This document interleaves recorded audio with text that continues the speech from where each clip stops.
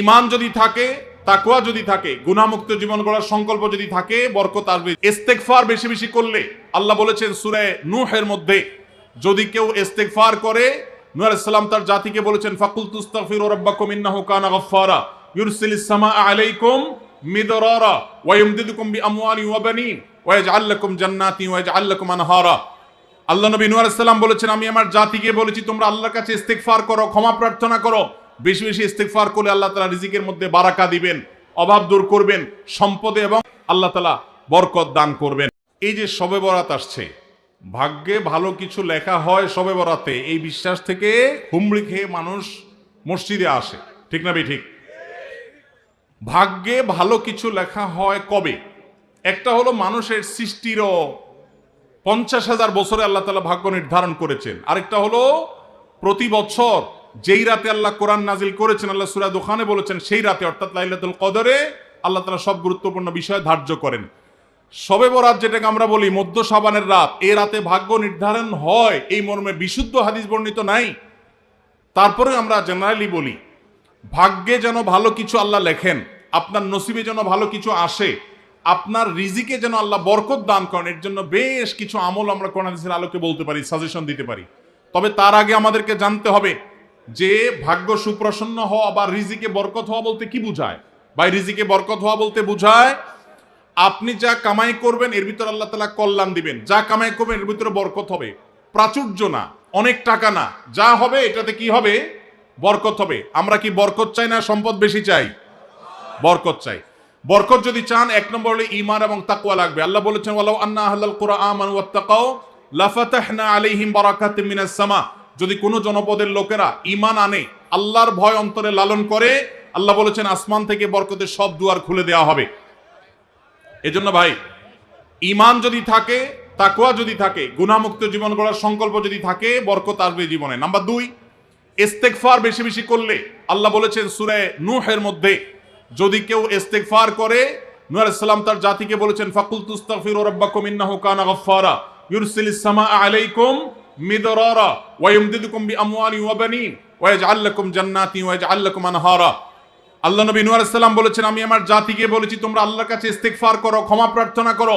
বেশি বেশি ইস্তেগফার করলে আল্লাহ তাআলা রিজিকের মধ্যে বারাকা দিবেন, অভাব দূর করবেন, সম্পদে এবং আল্লাহ তাআলা বরকত দান করবেন। তাহলে 2 নম্বর আমল হলো ইস্তেগফার করা, রিজিকে বরকত হবে ইনশাআল্লাহ। নাম্বার 3, শুকর আদায় করা। আল্লাহ বলেছেন লা ইন শাকারতুম লা আযীদান্নাকুম। আপনি কোনো কিছু পেয়েছেন, আলহামদুলিল্লাহ বলেন, যা পাইছেন শুকর আদায় করেন, আল্লাহ নিয়ামত বাড়ায় দিবেন। নাম্বার 4, দান সাদাকা করা। আল্লাহ তাআলা বলেছেন ইয়ামহাকুল্লাহুর রিবা ওয়া ইউরবিস সাদাকাত। আল্লাহ সুদকে ধ্বংস করবেন, তবে সাদকা এবং দান এটাকে আল্লাহ তাআলা বাড়িয়ে দিবেন। এই জন্য কেউ যদি দান করে, আল্লাহ তাআলা তাকে কি দেন? বরকত দান করেন তার রিজিকে। তারপরে 5 নম্বর হলো আত্মীয়তার সম্পর্ক রক্ষা করা। নবীজি সাল্লাল্লাহু আলাইহি ওয়াসাল্লাম বলেছেন মান সাররাহু আন ইউবসাতা লাহু ফি রিজকিহি আও ইউনসা লাহু ফি আথারিহি ফালিয়াসিল রাহিমা।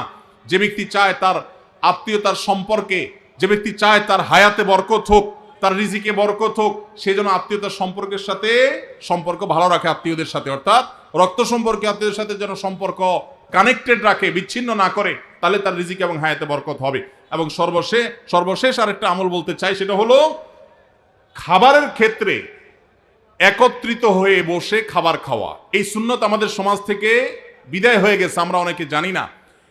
আবু দাউদের একটি হাদিস বর্ণিত হয়েছে, নবীজি সাল্লাল্লাহু আলাইহি সাল্লামের কাছে এক ব্যক্তি বললেন, হে আল্লাহর রাসূল, আমরা খাই কিন্তু অনেক খাওয়ার পরেও পরিতৃপ্ত হই না, পেট ভরে না, খাবারের চাহিদা পরিপূর্ণ মিটে না, কারণটা কি?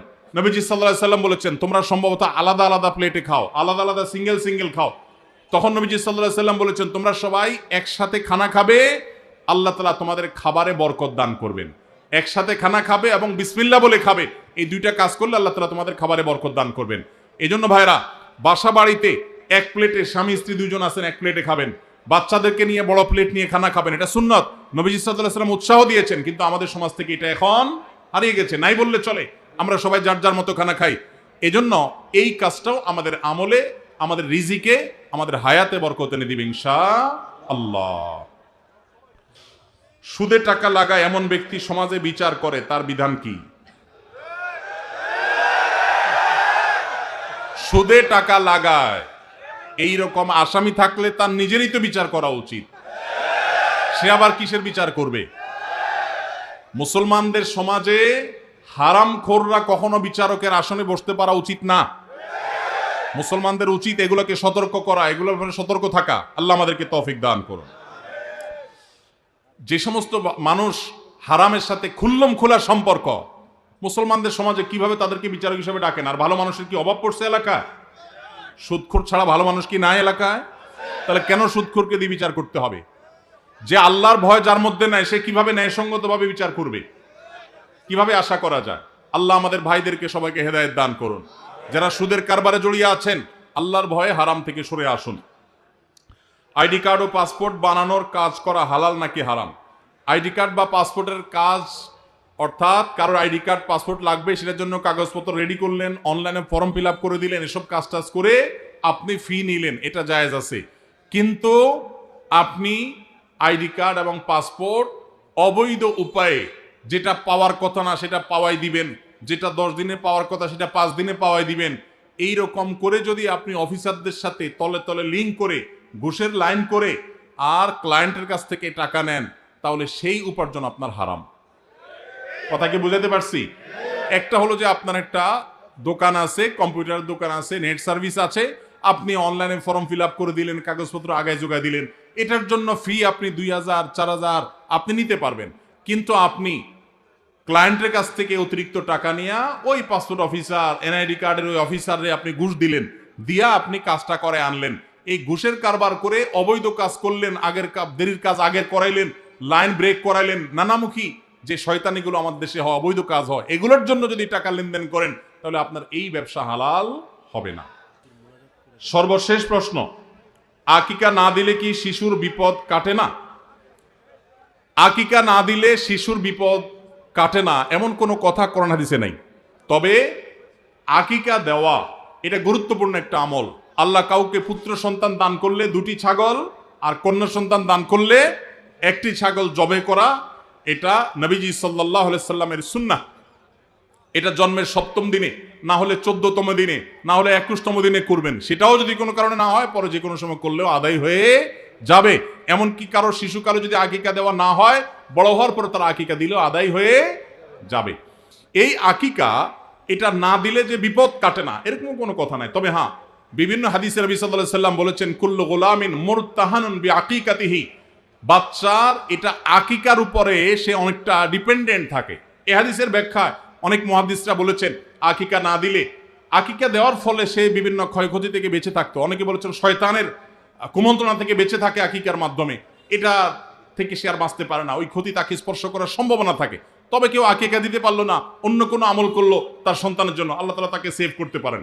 এমন কোনো কথা নাই যে আকিকা না দিলেই তার সন্তানের বিপদ কাটবে না। তবে আকিকা দেওয়া উচিত, এর মাধ্যমে সন্তান নানাভাবে উপকৃত হয়, নানাভাবে সেভ থাকে, নিরাপদে থাকে। আল্লাহ আমাদের যাদের সামর্থ্য দিচ্ছে তাদেরকে আমল করার তৌফিক দান।